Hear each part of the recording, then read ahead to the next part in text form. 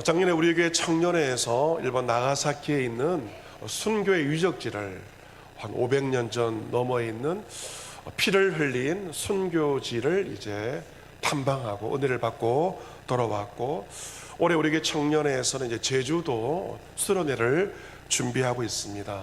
기독교 유적지를 이제 탐방할 계획도 가지고 있는데 두 교회를 이제 생각하고 있는 것 같습니다. 하나는 제주 성환교회, 제주도의 모교회입니다. 이봉 선교사님께서 첫 선교사로 파송되셔서 교회를 세운 제주 성환교회를 이제 탐방할 계획을 가지고 있고, 제가 오늘 부장 집사님에게 또 하나의 교회를 더 추천을 했는데, 제주 성환교회가 제주시에 있다면 서귀포의 대정읍에 있는 대종교회를 한번 가보라고 추천을 했습니다.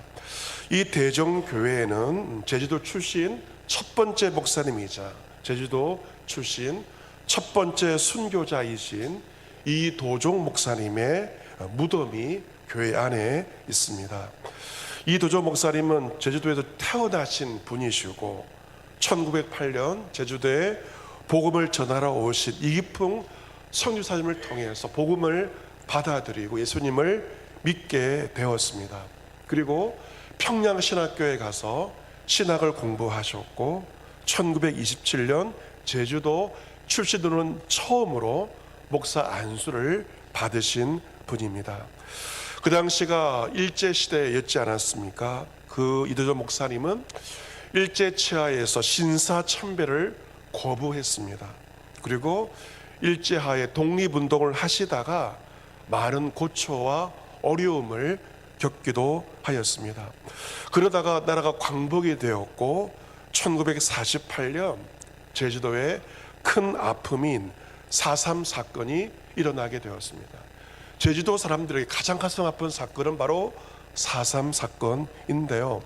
그 48년 6월 달 좌우의 대립이 너무도 심하였을 때 그런 주변에 만류하였지만 만류에도 불구하고 교회로 갔습니다.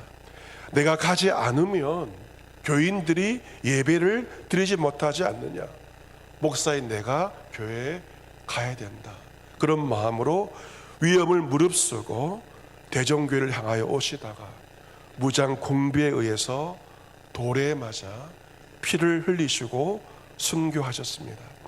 목사님의 유해가 대종교회 안에 안장되었고 해마다 3,000명, 4,000명의 순례자들이 대종교회를 찾고 있습니다. 이 도종 목사님의 순교 신앙은 오늘날 제주 교회를 지탱하는 영적 뿌리라고 말할 수가 있습니다.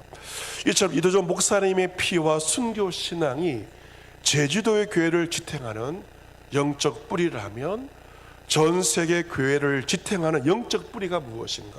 그것은 바로 예수 그리스도께서 십자가에서 흘리신 그의 피, 그의 보혈이 바로 교회와 기독교의 영적 뿌리입니다. 오늘 본문은 첫 번째 언약 구약의 희생 제도와 함께 더 나은 언약인 새 언약 예수 그리스도의 희생 제사를 대조하여 말하고 있습니다. 지금 우리는 교회라고 하는 공동체에 속해 있는데요, 이것은 거슬러 올라가면 구약시대의 성막과 연결되어 있습니다. 구약시대의 성막이 예루살렘 솔로몬 성전이 되었고, 성전이 무너지고 나서 회당이 되었다가 그것이 바로 오늘날 신약시대의 교회가 된 것입니다. 그래서 교회의 뿌리를 거슬러 올라가면 구약시대의 성막이라고 말할 수가 있는데, 본문 2절 말씀에 성막에 대해서 말하고 있습니다. 2절 말씀 보시면 예비한 첫 장막이 있고 그 성막 아래 무엇이 있습니까? 세 가지가 있죠. 등잔대, 그리고 상이 있었고 진설병, 떡이 있었습니다. 이 성막의 성소 바깥 부분을 한문으로 외소라고도, 바깥에 있는 성소라고도 부르기도 했습니다. 그런데 또 하나의 장막이 있죠. 3절 말씀 보시죠. 둘째 회장 뒤에 있는 장막을 무엇이라고 불렀습니까? 지성소.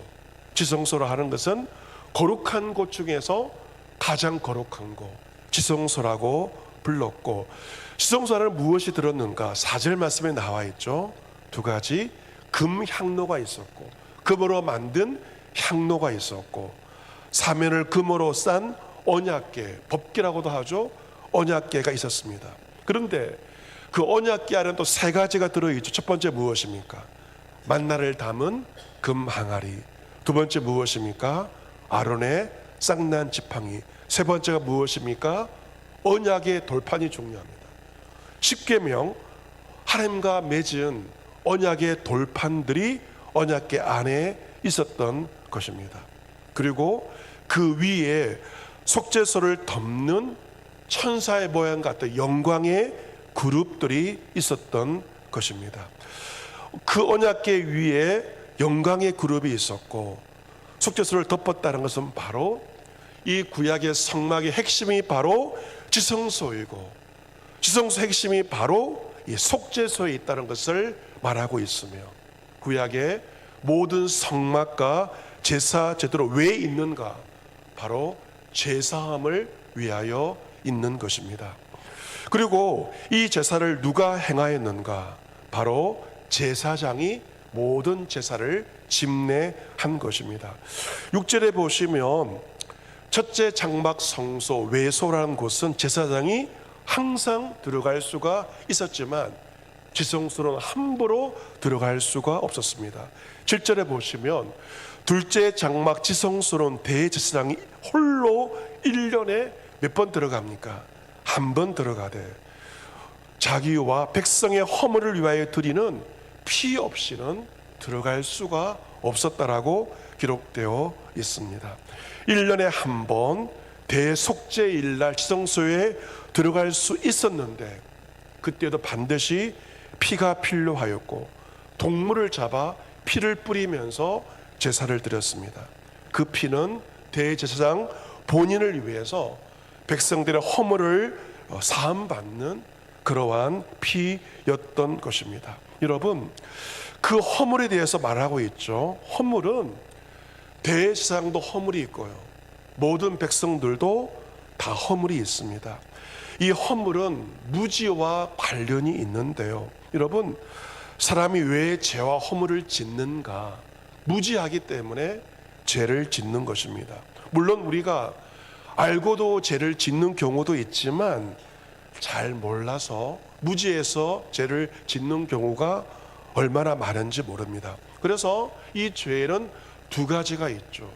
알고 지은 죄도 있고, 더 많은 것은 내가 모르고 짓는 죄는 훨씬 더 많은 것입니다.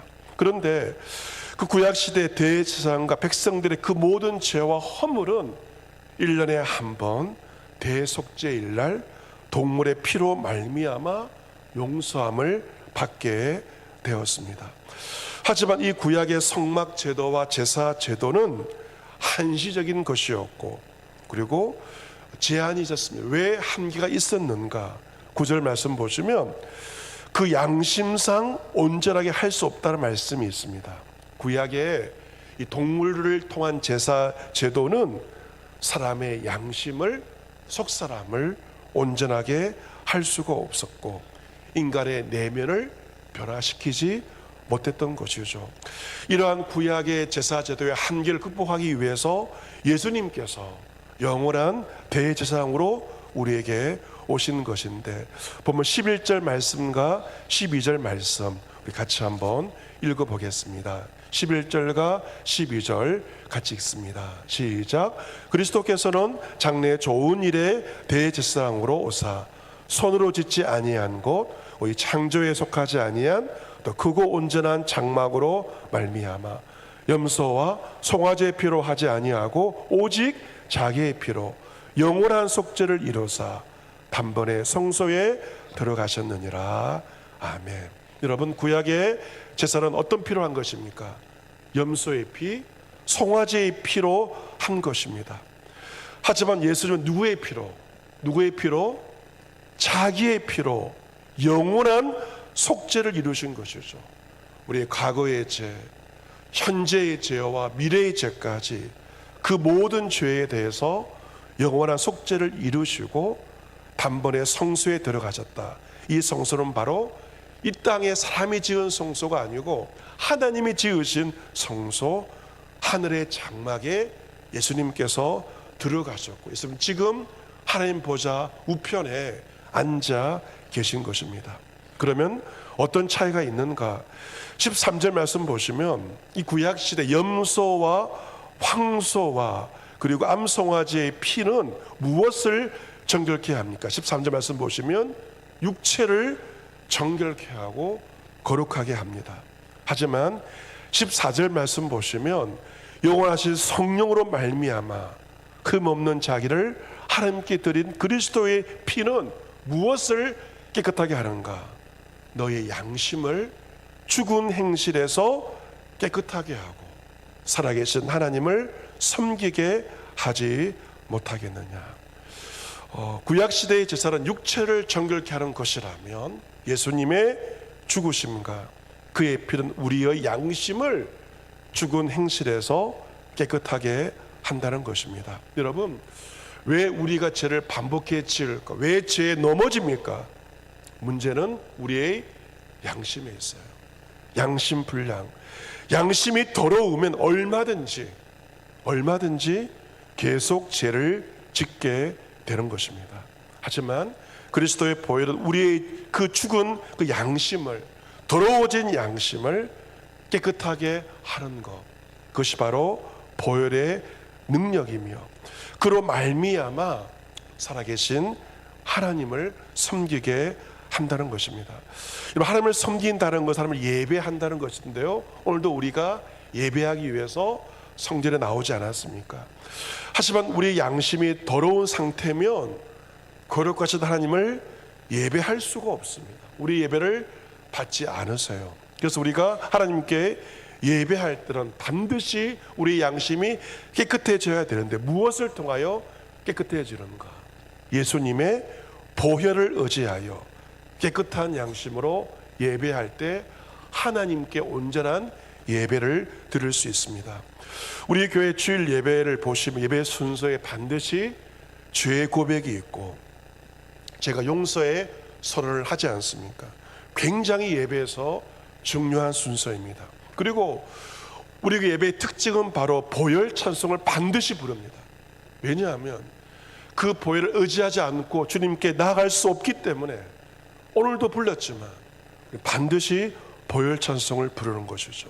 이처럼 예수 그리스도의 보혈을 의지할 때 우리의 양심, 더러운 양심이 깨끗해져서 우리는 살아계신 하나님을 온전히 섬기며 예배케 하는 것이고, 그리스도의 보혈은 그 능력은 우리의 양심을, 더러운 양심을 깨끗하게 하고 우리 양심을 변화시킨다는 것입니다. 이번에 극장에서 개봉된 영화들, 왕과 함께 사는 남자 역시 많은 인기를 얻고 있지만 신의 악단이라고 하는 기독교 배경의 영화 역시 많은 사람들의 관심을 받게 되었는데, 신의 악단 영화는 북한을 배경으로 한 영화입니다. 북한은 기독교 신앙의 자유가 없는 것이 북한이지 않습니까? 그 영화의 내용은 북한이 대북 제재로 말미암아 돈줄이 막혀 있지 않습니까? 국제사회에서 2억 달러의 지원을 얻기 위해서 가짜 교회를 만들고 가짜 찬양단을 만드는 그러한 것을 배경으로 해서 만든 영화인데, 실화에 기반해서 영화가 만들어졌다고 합니다.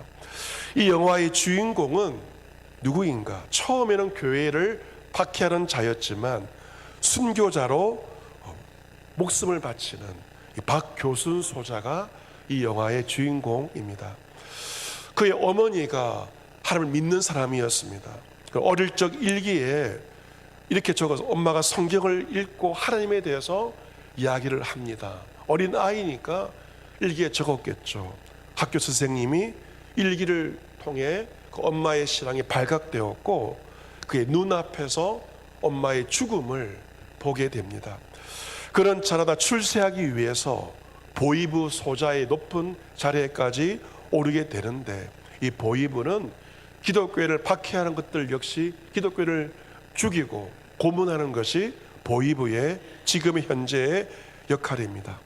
그런 사촌형이 소지한 성경책을 보고 사촌형까지 처형하는 그러한 출세를 위해서 그러한 일들을 하는 사람이었습니다. 하지만 당의 간부는 그에게, 박소자에게 찬양단을 만들라 하는 지시를 내리게 됩니다. 기독교를 색출하던 임무를 하던 그가 예수님을 찬양하는 일에 감독자 역할을 맡게 된 것입니다. 겉으로 찬양하는 것처럼 하지만, 진짜처럼 하지만 속으로는 가짜가 되어야 된다. 얼마나 어려운 명령입니까? 그러한 어려운 명령을 당 간부가 그에게 내린 것입니다.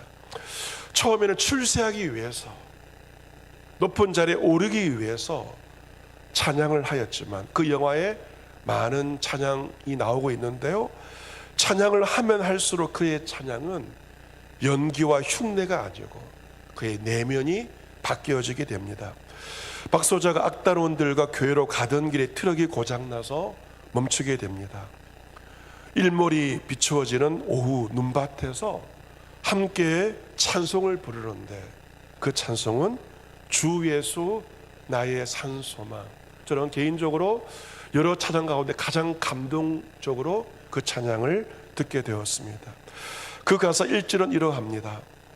깊은 절망의 수렁 가운데 주님께 닿을 수 없던 우리, 어두운 밤중에 하늘을 향해 주의 이름 나 부를 때 어둠을 뚫고 오신 주의 사랑, 나의 절망을 거두셨네. 주님의 공로 다 이루셨네. 주 예수 나의 산소망. 2절, 그 누가 주의 자비를 다하라 한없는 은혜를 측량할까. 영광을 떠나 이 땅에 오신 죄가 되신 구주 예수, 주의 십자가 내게 말하네. 영원히 난 용납됐네. 아름다우신 왕, 나는 주의 꽃 그리스도 나의 산소망. 할렐루야 주를 찬양하여라. 할렐루야 자유케 하셨도다. 죄의 저주 끊으신 주께 구원이 있도다. 주 예수 나의 산소망. 바라기는 주 예수 산소망. 이 찬송이 언젠가 북한 땅에서 불려지는 그날이 오기를 소망합니다. 주 예수 나의 산소망. 영화로서 그 노래가 불려졌지만 언젠가 북한 땅에서 북한의 성도들이 주님이 나의 산소망임을 부르는, 찬송하는 그날이 오기를 소망합니다. 박소자는 가짜로 예수를 믿는 척 하였지만 예수 그리스도의 말씀과 찬송은 그의 내면을 변화시키게 되었고, 결국 그는 단원들을 풀어주게 되었고, 그 대신 그가 순교자로서 자신의 생을 마감하게 됩니다. 이것은 예수 그리스도가 우리의 속사람을, 우리의 내면을 변화시킨다는 것을 그 영화가 그려주고 있습니다. 여러분께서 집에서 설거지를 할 때 지저분한 식기 깨끗하게 하면 얼마나 기분이 좋습니까? 더러워진 우리 옷도 세제만 잘 쓰면 깨끗해지게 됩니다. 몸의 때도 깨끗해질 수가 있어요. 하지만 가장 중요한 나의 마음, 나의 심령, 나의 양심, 세상에 그 어떤 것으로 깨끗하게 할 수 있습니까? 죄와 허물로 더러워진 우리의 양심은 오직 예수 그리스도의 십자가에서 흘리신 그 피만이 깨끗게 할 수가 있고, 우리는 그 보혈로 말미암아 하나님께 나아가며 하나님을 섬기게 되는 줄로 믿습니다. 그리스도의 보혈만이 우리의 속사람과 양심을 정결케 하고 우리로 하여금 하나님을 섬길 수 있게 하는 능력이 있는 것입니다. 15절 말씀 결론 같이 한번 읽어볼까요? 15절 말씀 같이 읽습니다. 시작. 이로 말미암아 그런 새 언약의 중보자시니 이는 첫 언약 때의 범한 죄에서 속량하려고 죽으사 부르심을 입은 자로 하여금 영원한 기업의 약속을 얻게 하려 하심이라. 아멘. 오늘 설교의 제목은 새 언약의 중보자 예수 그리스도입니다. 같이 보겠습니다. 새 언약의 중보자 예수 그리스도. 아멘. 예수님이 새 언약이라면 옛 언약이 있죠. 구약 시내산 언약이 옛 언약입니다. 왜 예수님이 새 언약의 중보자가 되셨는가? 하나님께서 이스라엘 백성들을 애굽 땅에서 인도하여 내던 날에 그들과 시내산에서 언약을 맺습니다. 그 언약은 조건이 있습니다. 너희가 내 말을 잘 듣고 내 언약을 지키면 조건이 있습니다. 그러면 너희 모든 민족 중에서 나의 소유가 되고 제사장 나라가 되며 거룩한 백성이 되리라. 조건적인 계약입니다. 하지만 이스라엘 백성들은 하나님과의 언약을 지키지 않았고 조건을 이행하지 않았습니다. 하나님은 돌보지 않았고 그들을 내팽겨쳐 버린 것입니다. 하지만 하나님은 그러한 백성들을 바라보시면서 새로운 카드를 꺼내시는데 그것이 바로 새로운 언약입니다. 여러분, 옛 언약에서 언약이 어디에 새겨져 있나요? 십계명 돌판에 새겨져서 지성소 언약궤 안에 있지 않습니까? 그런데 새 언약은 돌판에 새기지 않고 나의 법을 그들의 생각에 두고 그들의 마음에 두어 이것을 기록하리라. 차이죠. 첫 번째 언약은 주의 언약이 돌판에 새겨졌다면 새로운 언약은 주의 말씀이 우리의 생각과 마음에 기록되는 것입니다. 또한 이 새로운 언약의 가장 큰 특징은 내가 그들의 불의를 긍휼히 여기고 그들의 죄를 다시 기억하지 아니하리라. 새로운 언약은 긍휼의 언약입니다. 우리의 죄와 허물과 불의를 불쌍히 여기시고 긍휼히 여기심으로 우리의 죄를 다시 기억하지 않는 완전하게 우리의 죄를 용서해 주십니다. 예수님은 새로운 언약의 중보자이시며 무엇으로 이 언약을 중보하시는가? 우리가 서명을 하고 도장을 찍는 것처럼 예수님은 그의 피로 새로운 언약의 보증이 되어 주셨습니다. 예수님은 우리가 본 모든 죄를 대신 담당하기 위해 그의 죽으심으로 그의 피로 우리의 죄값을 지불해 주셨고 그로 말미암아 우리에게 영원한 기업의 약속, 천국의 소망을 예수님께서 주신 것입니다. 여러분, 천국의 모습은 요한계시록에 나와 있습니다. 천국에 가면 수많은 나라와 족속과 백성과 방언에서 엄청난 무리가 흰옷을 입고 찬송을 하는데요. 찬송의 내용은 바로 구원하심이 보좌에 앉으신 우리 하나님과 어린 양 예수 그리스도에게 있도다. 우리는 하나님과 어린 양 예수 그리스도를 말미암아 구원받습니다. 성도들이 이 찬송을 합니다. 오늘 성가대가 찬송했던 것처럼 하늘의 주의 백성들이 하나님을 찬송하게 되고 그들은 바로 큰 환난에서 나온 자들인데 어린 양의 피에 그 옷을 씻어 휘게 하였고 흰 옷을 입고 주님을 찬송하는 것입니다. 예수 그리스도의 보혈, 그 보혈의 능력을 믿는 자에게 하나님은 천국에서 영원토록 주님을 찬송하게 하시는 것입니다. 이번 주가 춘계 대신방 중입니다. 여러분께서 또 부거 문자를 받으셨던 것처럼 정경숙 명예 권사님께서 돌아가셔서 어제 위로 예배를 이제 드리게 되었는데 권사님은 해마다 늘 신방을 빠짐없이 이제 받으셨는데 3년 전에 신방을 갔을 때 특이하게 기도 제목을 본인이 직접 적으셔서 메모장에 저에게 건네주셨습니다. 그 기도의 제목은 이러한 것입니다. 건강하게 요양원 가지 않고 하나님 곁에 가고 싶어요 하는 기도의 제목. 요양원 가지 않고 하나님 곁에 가고 싶어요. 그래서 제가 그 이후로 신방 갈 때마다 그 기도의 제목을 가지고 기도를 하기도 하였습니다. 작년의 신방이 이제 마지막 신방인데요. 권사님은 그 아파트에 살고 계셨는데 아파트 현관에까지 나와서 저와 신방 팀원들을 맞이해 주시고 신방을 마치고 갈 때는 남편 집사님이 아파트 현관까지 와서 마음을 다해서 배웅해 주시기도 하셨습니다. 이번 주 금요일에 3월 20일이 그 권사님의 순위 대시방 받는 날입니다. 어제 위로 예배 남편 집사님 말 들어보니까 이번에 몸이 그렇게 아픈 상황 가운데도 3월 20일을 기억하고 신방 받아야 되는데 그 날짜를 기억하셨다고 합니다. 어제 위로 예배를 드리면서 장례식장으로 신방을 간 셈입니다. 대구로 가지 못하고 장례식장으로 신방을 갔습니다. 하지만 예수를 믿는 믿음, 천국 소망을 가지셨기 때문에 하늘나라로 이사를 가셨기에 우리 주님께서 친히 고인을 신방해 주실 줄로 믿습니다. 예수를 믿는 자에게 하늘의 소망, 천국의 소망이 있기 때문입니다.